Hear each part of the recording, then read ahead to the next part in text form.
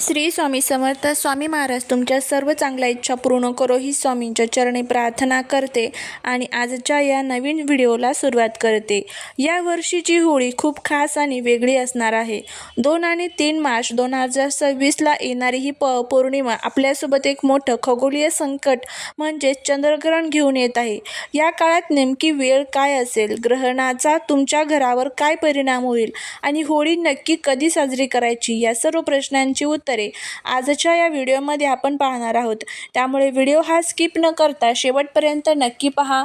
जर तुम्ही चॅनलवरती नवीन असाल तर चॅनलला सबस्क्राईब करा आणि असेच माहितीपूर्ण नवनवीन व्हिडिओ पाहण्यासाठी बेल आयकॉनलाही प्रेस करा, म्हणजे जेव्हा कधी मी नवीन व्हिडिओ अपलोड करेल त्याचं नोटिफिकेशन सर्वात अगोदर तुम्हाला भेटेल आणि तुम्ही एक पण व्हिडिओ मिस करणार नाही. आपल्या हिंदू पंचांगानुसार फाल्गुन महिन्यातील पौर्णिमेला आपण होळी साजरी करतो.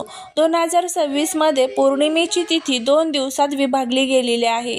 पौर्णिमा तिथीचा प्रारंभ हा 2 मार्च 2026 रोजी दुपारी 12:42 होत आहे. पौर्णिमा तिथीची समाप्ती ही 3 मार्च 2026 रोजी सायंकाळी 6:25 होत आहे.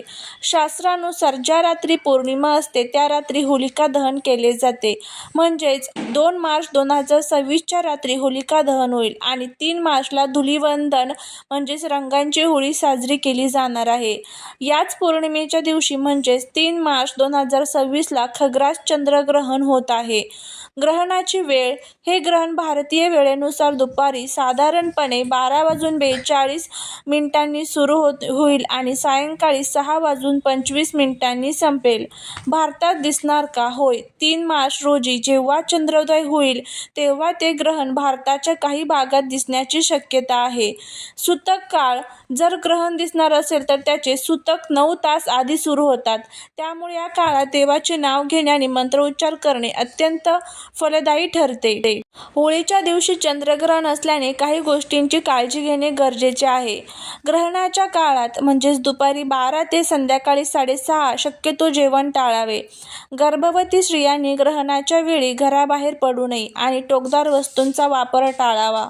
ग्रहणाच्या काळात ओम नमो भगवते वासुदेवाय किंवा महामृत्युंजय मंत्राचा जप करणे कुटुंबासाठी संरक्षण ठरले जाते. 2 आणि 3 मार्चची ही वेळ अत्यंत महत्त्वाची आहे. शास्त्र आणि विज्ञानाचा हा मेळ समजून घेऊन आपली होळी सुरक्षित साजरी करायची असते. यावर्षी पौर्णिमा तिथी 2 दिवसात विभागली गेल्यामुळे आणि चंद्रग्रहणामुळे मुहूर्ताबाबत थोडा संभ्रम आहे. परंतु शास्त्रानुसार खालील काही वेळा पाळणे योग्य ठरेल. होळी पेटवण्याची तारीख ही 2 मार्च वार सोमवार असणार आहे. होलिका दहनाचा शुभ मुहूर्त हा 2 मार्च रोजी संध्याकाळी 6:19 पासून ते रात्री 8:30 दरम्यान असणार आहे. काही पंचांगानुसार 2 मार्चच्या रात्री म्हणजेच 12:50 ते 2:02 हा देखील काळ महत्त्वाचा मानला गेला आहे. भद्रा काळ असला तरी भद्रा पुच्छ काळात होळी पेटवणे शुभ असते. धुलिवंदन हे 4 मार्च बुधवारी असणार आहे. रंगपंचमी 9 मार्च सोमवारी असणार आहे. चंद्रग्रहणाचे सावट आहे 3 मार्च 2026 रोजी खग्रास चंद्रग्रहण आहे. दुपारी 3:20ला स्पर्श होईल आणि संध्याकाळी 6:48ला मोक्ष म्हणजे समाप्ती होणार आहे.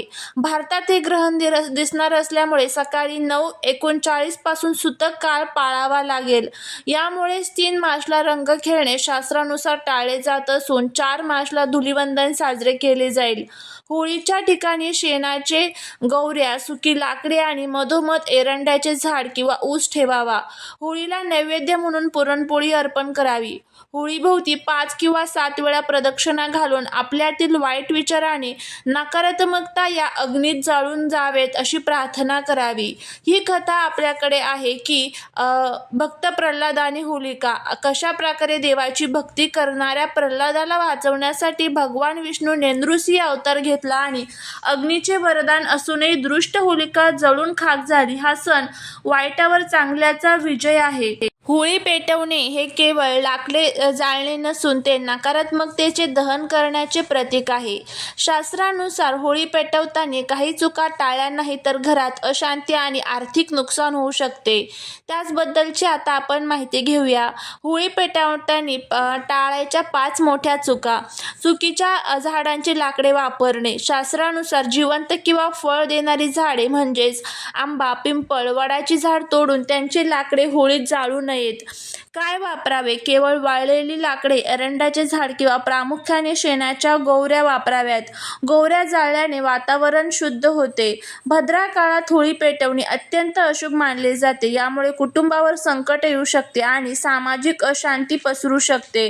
2026 मध्ये 2 मार्चला भद्रा पुच्छ किंवा शुभ मुहूर्तावरच संध्याकाळी 6:19 नंतर होळी पेटवावी. होळी हा एक पवित्र अग्नी आहे. लोक अनेकदा त्यात प्लास्टिक, त्याचबरोबर रबर किंवा घरातील कचरा टाकतात. हे शास्त्रोक्त दृष्टीने चुकीचे आहे आणि यामुळे वायू प्रदूषणही होते.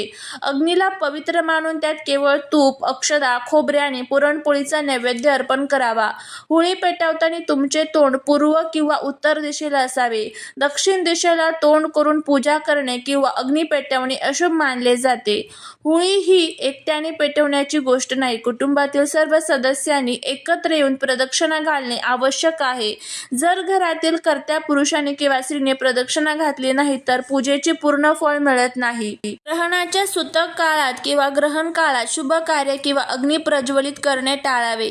30 मार्चला सकाळी 9:39 पासून ग्रहणाचे सूतक सुरू होईल. या वेळेमध्ये जर घरात अन्न साठवलेले असेल तर त्यात तुळशीचे पान टाकून ठेवावे, जेणेकरून अन्नावर ग्रहणाचा नकारात्मक परिणाम होणार नाही. चंद्र हा मनाचा कारक आणि पांढऱ्या रंगाचा प्रतीक आहे. ग्रहणाच्या दिवशी कोणालाही दूध, दही, तांदूळ किंवा पांढरे कापड दान करू नका. तसेच स्वतः देखील पांढऱ्या रंगाचे पदार्थ खाणे टाळा, कारण यामुळे मानसिक तणाव वाढू शकतो. होळीच्या आनंदात गर्भवती महिलांनी विसरू नये. ग्रहणाच्या वेळी 3 मार्च दुपारी 12 ते संध्याकाळी 7 पर्यंत घराबाहेर पडू नये. तसेच त्यांनी सुई, कात्री किंवा चाकू यासारख्या धारदार वस्तूंचा वापर करू नये.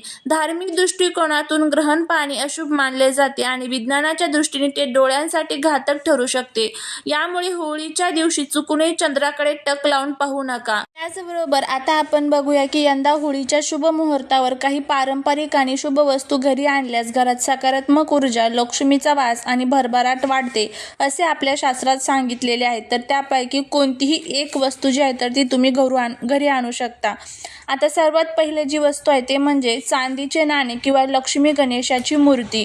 होळीच्या दिवशी चांदीचे नाणे किंवा लक्ष्मी गणेशाची छोटीशी मूर्ती घरी आणून देवघरात ठेवावी. यामुळे धनप्राप्तीचे योग वाढतात, घरातील आर्थिक अडचणी कमी होतात. त्यानंतर पुढची जी वस्तू आहे ते म्हणजे गोमती चक्र. होळीच्या दिवशी 11 गोमती चक्र लाल कपड्यात बांधून तिजोरीत ठेवावेत. हे लक्ष्मीचे प्रतीक मानले जाते. व्यवसायात वाढ आणि पैशांची बचत यामुळे होते. त्यानंतर तिसरी जी वस्तू आहे ते म्हणजे पिवळे हळदीचे गाठ. हळद ही शुभ आणि मंगलकारक मानली जाते. होळीच्या दिवशी हळदीची गाठ आणून देवासमोर ठेवा. यामुळे घरात सुख, शांती आणि समृद्धी येते असं देखील म्हटलं जातं.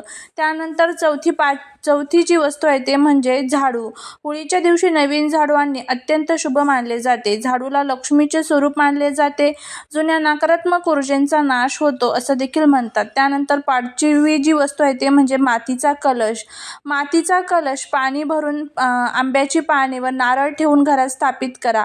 यामुळे घरात सकारात्मक ऊर्जा आणि समाधान वाढते. होळीच्या अग्नीमध्ये थोडी हळद, मूठभर जव आणि साखर अर्पण करा आणि प्रार्थना करा, आमच्या घरात सुख, समृद्धी, आरोग्य आणि भरभराट नांदो. तर या 5 पैकी कोणती एक वस्तू जी आहे तर ती तुम्ही होळीला आपल्या घरी घेऊन येऊ शकता आणि बघा याचा खूप चांगला फायदा जो आहे तर तो तुम्हाला बघायला देखील मिळेल. झालेली सेवा ही महाराजांच्या चरणी रुजू करते. व्हिडिओ जर आवडला तर लाईक, शेअर आणि सबस्क्राईब करायला विसरू नका. भेटूया पुढच्या एका छानशा नवीन व्हिडिओत एका नवीन माहितीसोबत. श्री स्वामी समर्थ.